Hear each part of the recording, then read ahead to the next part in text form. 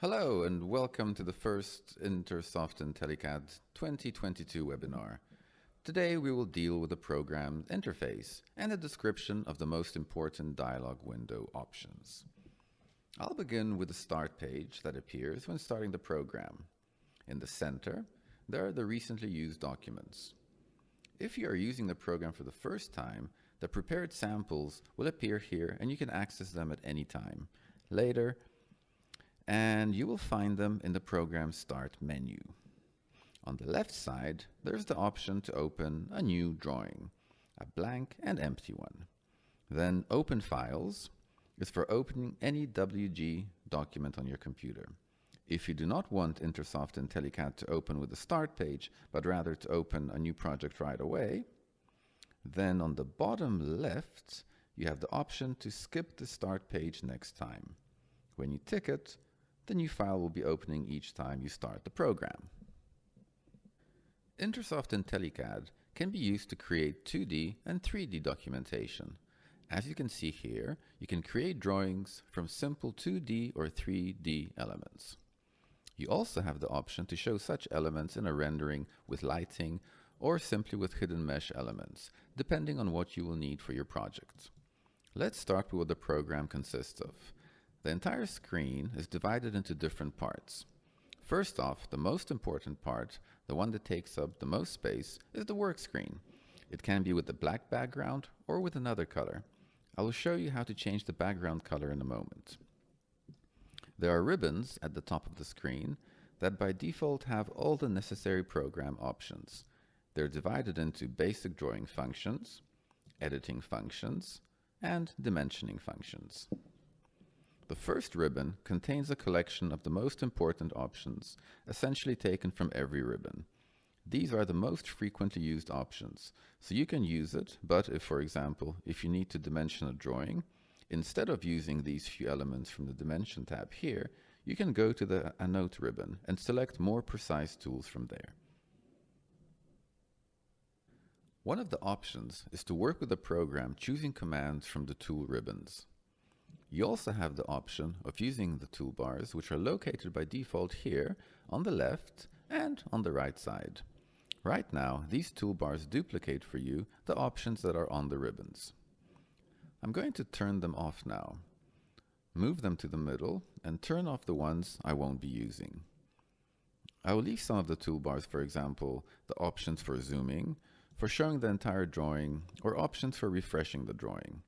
Options such as manual redraw are options that I find very useful, so I always like to have them close at hand.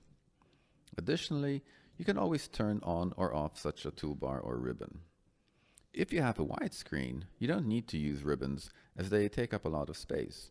And if you have a wide screen, you can have a situation where most of the icons on the ribbons will only take half the ribbon. In such a case, I suggest using tools such as tool palettes.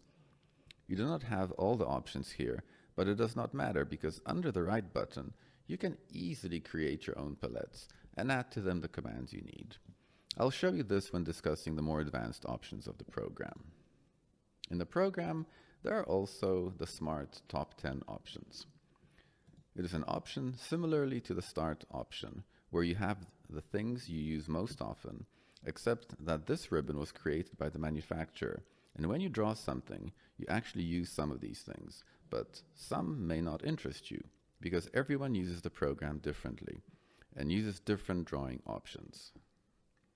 That's why the Smart Top 10 is a window that learns along with your drawing, which means that you're going to be inputting lines. It's going to remember the options that you use after each other, which means that if you draw another line after you have drawn a line, then a circle, then dimension something, then add another line. These options will be remembered, and the ones you use most often after giving commands will be made available here, so that you won't search for them through the ribbons.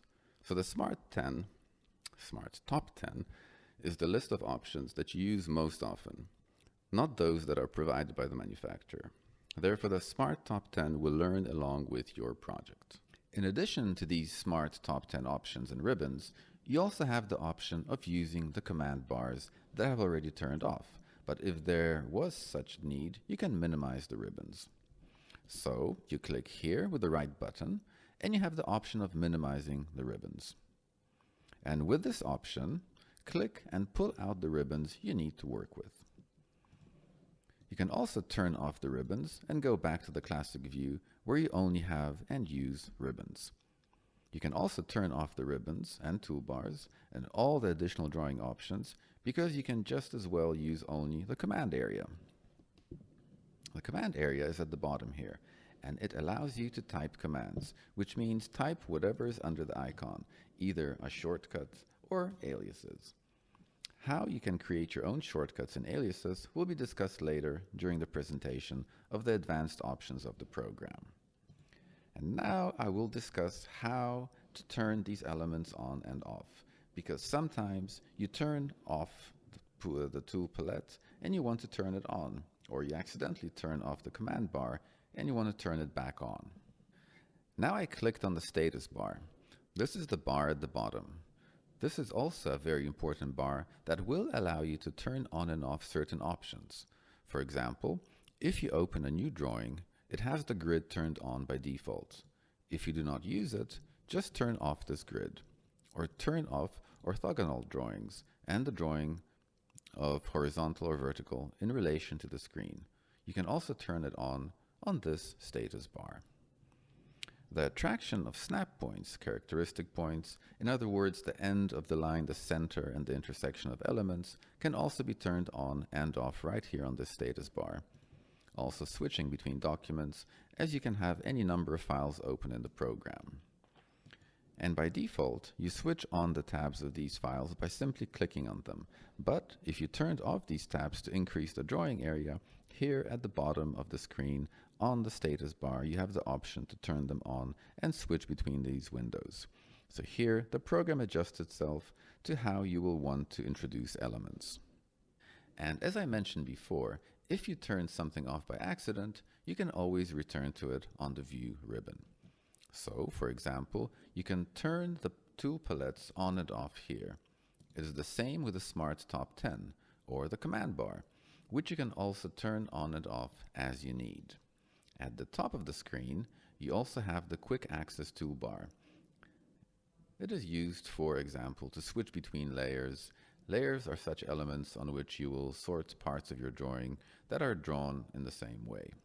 So, for example, axes on one layer, dimensioning on another layer, descriptions also on another layer.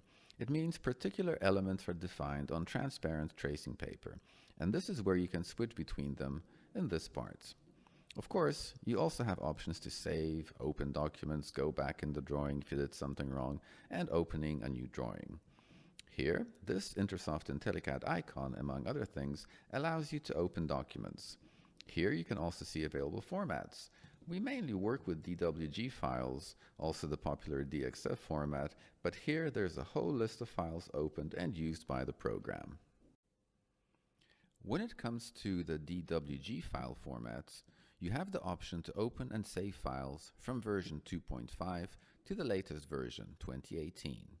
If you are working with someone who has any older version, it is better to save in this older version so that later someone does not have to look for the program in which he will have to convert the project. Now let's move on to the topic of drawing. I mentioned that you can select elements from the ribbon, the toolbar, and the command area. I will choose ribbons, and now, by default, when you have the dynamic data input window turned on, after turning on the option, I turned on drawing lines. I have the additional option next to the cursor. Now the program is asking me to indicate the starting point. Exactly the same is shown here at the bottom in the command area. So you have the same commands at the cursor and in the command area. If you have worked before without this window at the cursor and you do not need it because it simply disrupts your work, then this is where you can turn it off at the bottom of the status bar. So I'm starting to draw. Various options are available for the drawing and can enter data between the windows that are shown up here on the screen.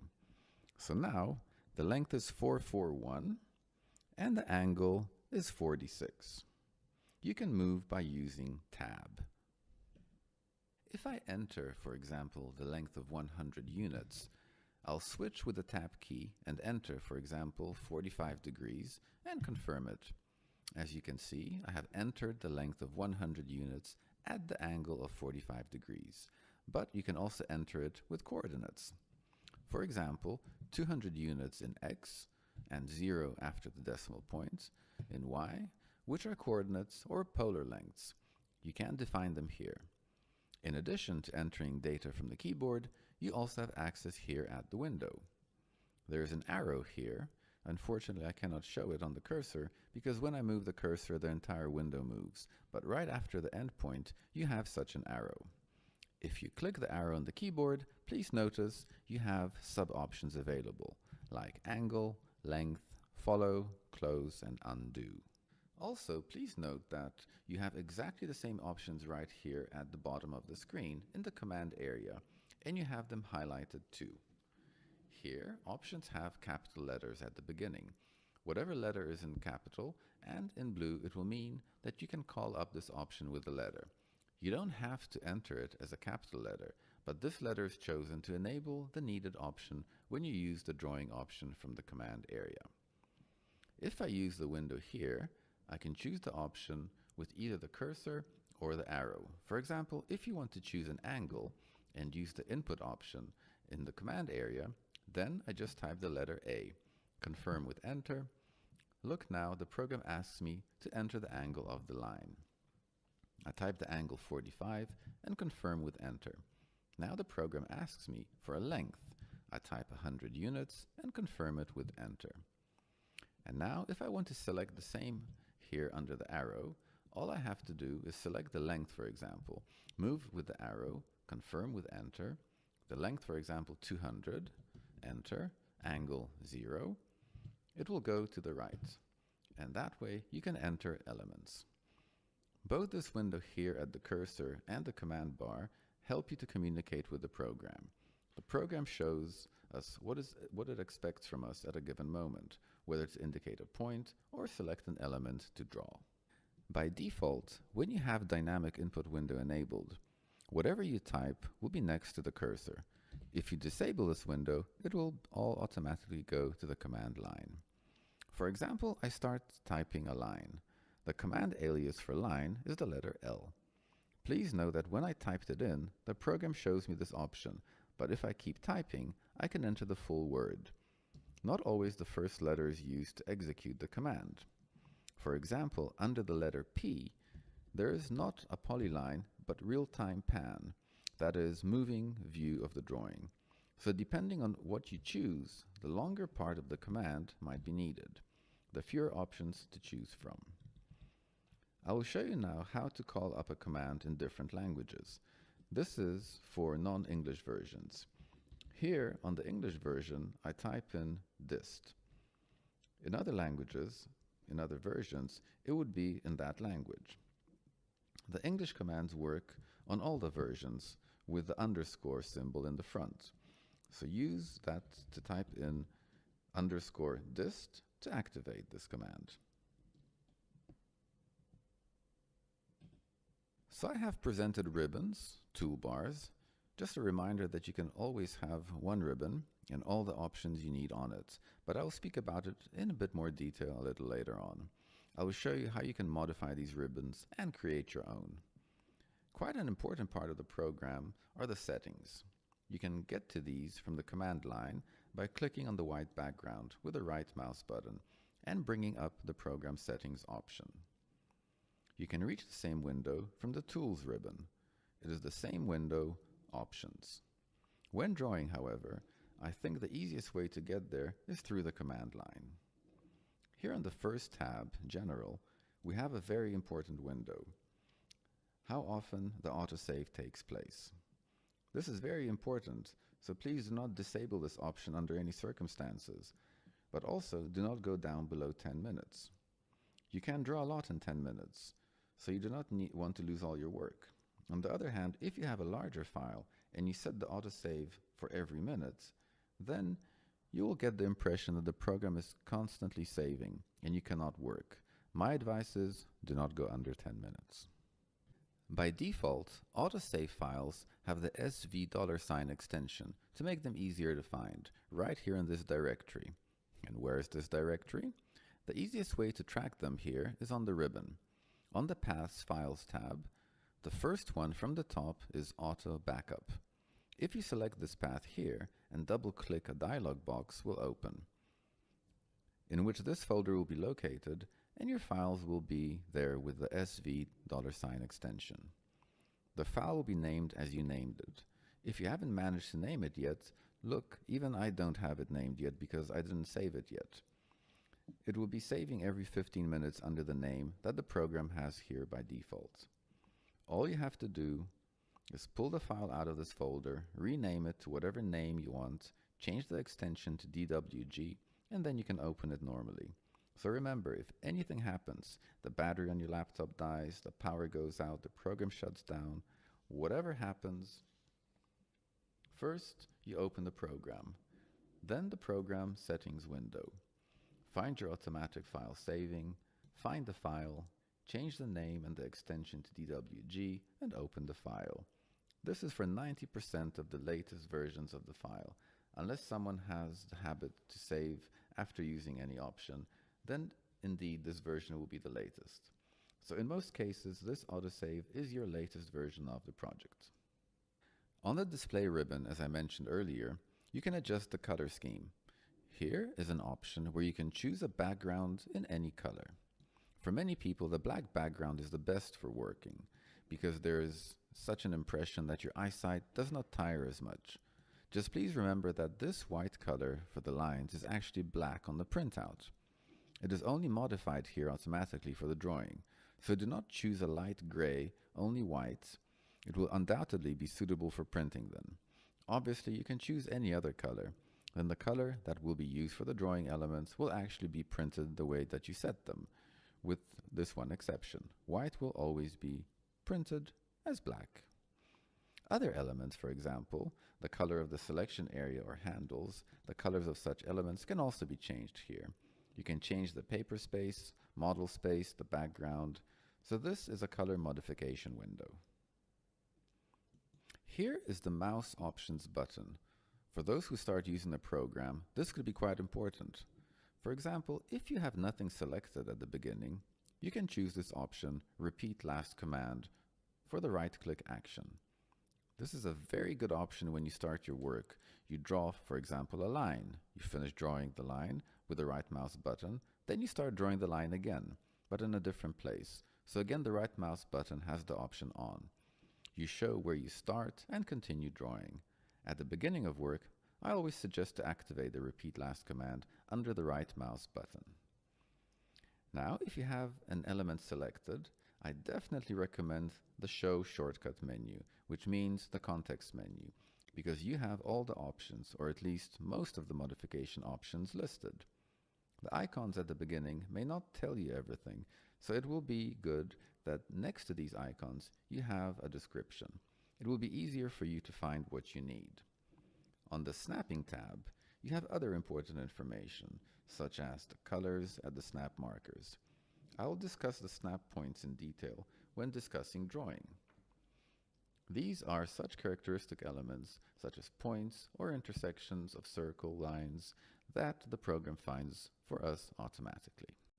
But here you also have a snap cursor. This is the one with which you select elements. This is a crosshair. By default, the size of 10 units may be too small for some, so here, if necessary, you can enlarge this crosshair so that this area for making is a bit larger.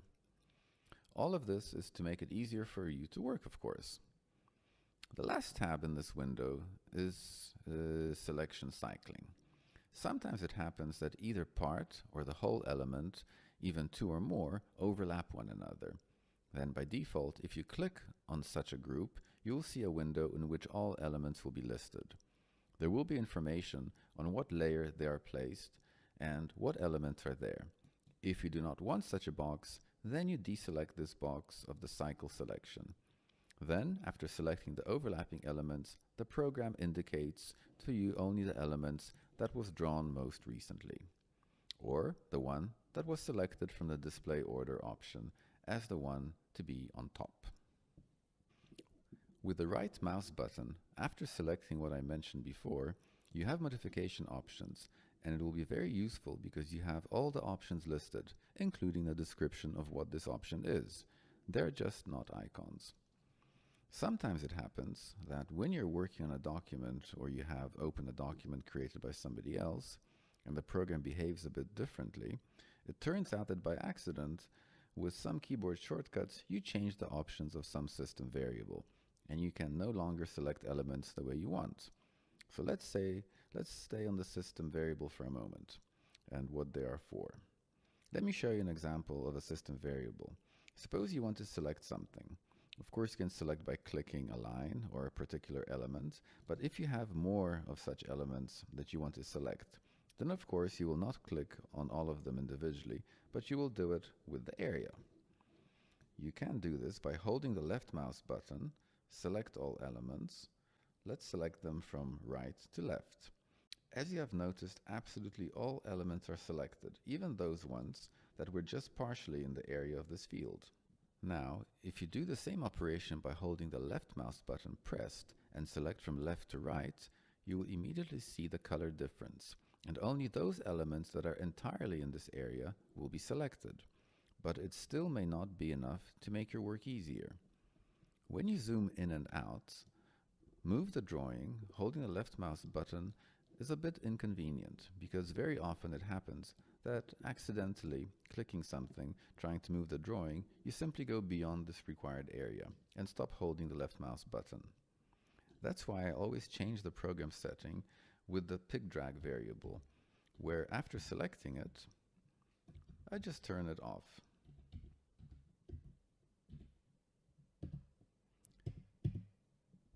I enter the value 0, approve, and now I click, no longer holding the left mouse button. I can zoom in and move the drawing. This will prevent me from accidentally turning off this selection. This is one such variable which will cause the program to work differently. Another example of a variable is, for example, when I select one element, then a second and a third one, and they add up to this set of selected elements. However, in this case, I can turn on a variable that, after selecting the second element, will cause the first element to be unmarked. It will all depend on what you need to do in the program. The program variables are located under the F1 key. All variables will also be listed and described in the help for the program, so I recommend that you browse through them to make your work easier. Sometimes it may happen that the program will behave strangely because of such a program variable. Either you got it in a file, because some variables are saved in the file, and some in the registry. And if they are saved in the registry, the variable will apply to all documents. So if you do not want them, you can simply restart program settings. Or reset, I should say, probably. What is important is that first you have to close the program. After closing the program, go to the Windows menu, search for INTERsoft-INTELLICAD, and select the option Restore Default Settings.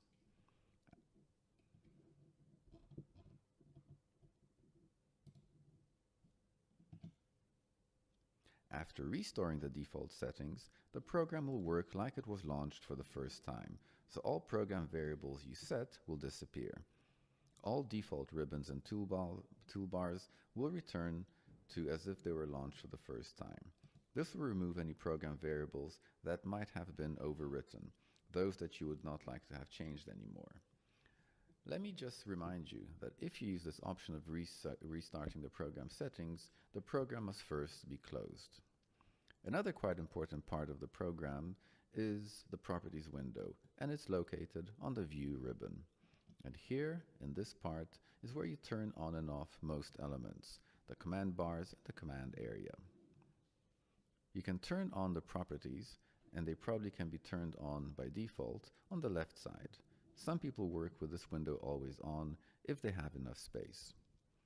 You can always right-click on this bar here and dock them on the left or right side. It will look like a bar will appear when you hover over it, and the window will pop up. What do you need this for? First of all, when you have absolutely nothing chosen, check here in the command area.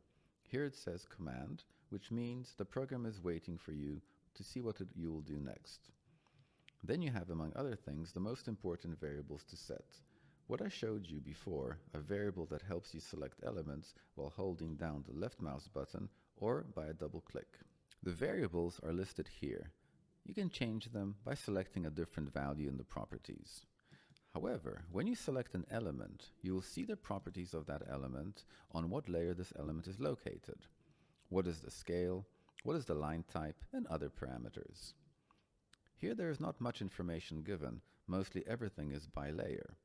But I prefer to define all parameters for a layer, not for a particular element, just because it's easier to modify anything later. It's not like you just draw and don't modify anything afterwards. It's very common that you will later change line weights and line types, for example. If you do this for a layer and not for an individual element, it's much easier to manage. It also helps to keep the document in order. By default, when drawing, all lines have the same thickness. Here at the bottom of the screen, in the status bar, you can turn these thicknesses on and off.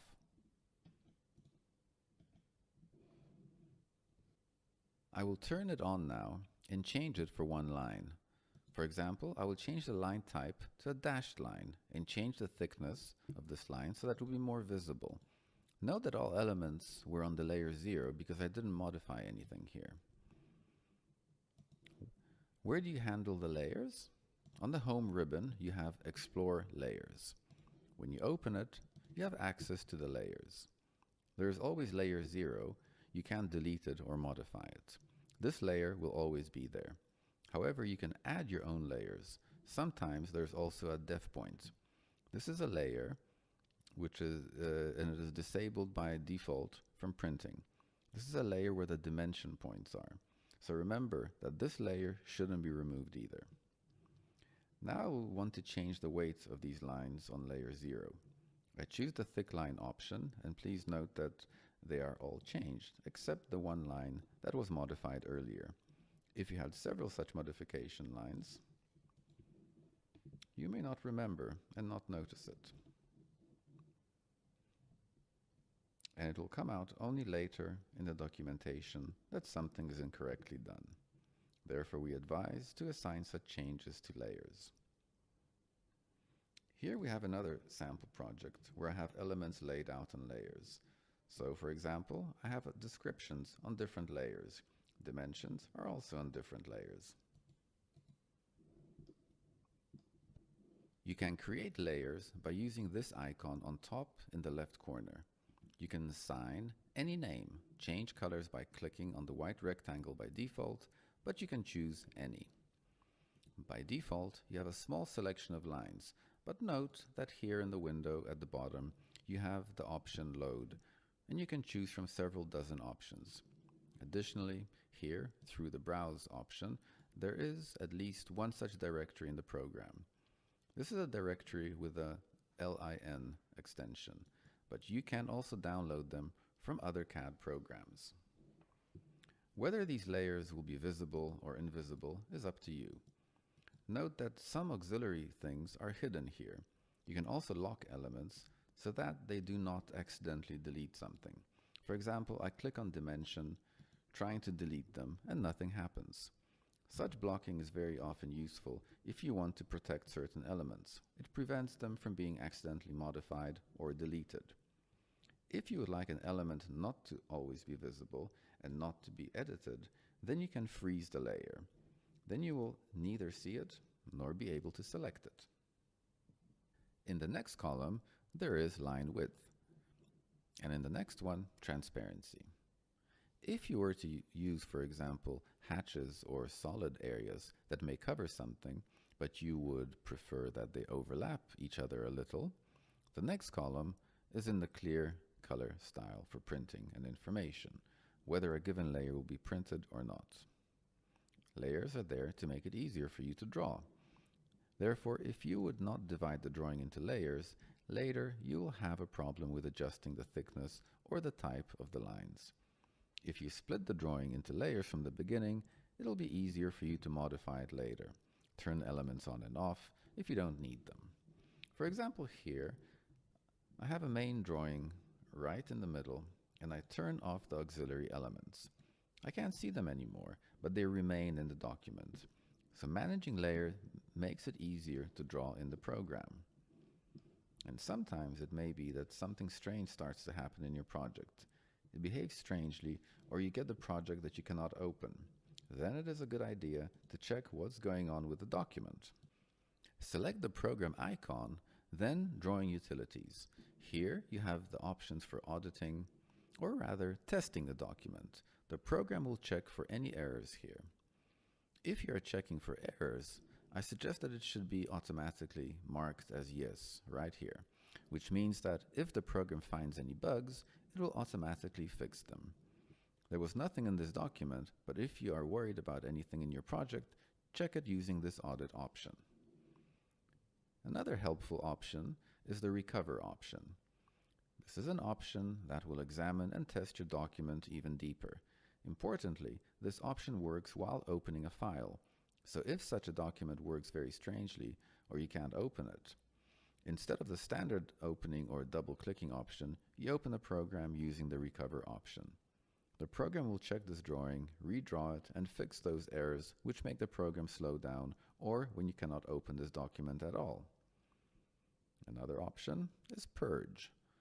This is an option that will remove from the document unused layers or elements. So it will clean the drawing for you, which will also reduce its volume. The next helpful option is overkill. This option will remove overlapping elements either from a section or completely from the whole project. This is a very good option to check the document if you have a lot of elements and the project is already quite large. Such cleaning up and deleting duplicates is very useful.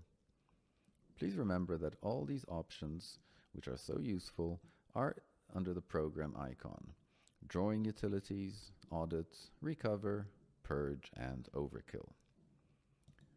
Whew. Okay, I think that we will end today's presentation, in which I've already discussed the most important information about the program interface and how to start working with INTERsoft-INTELLICAD.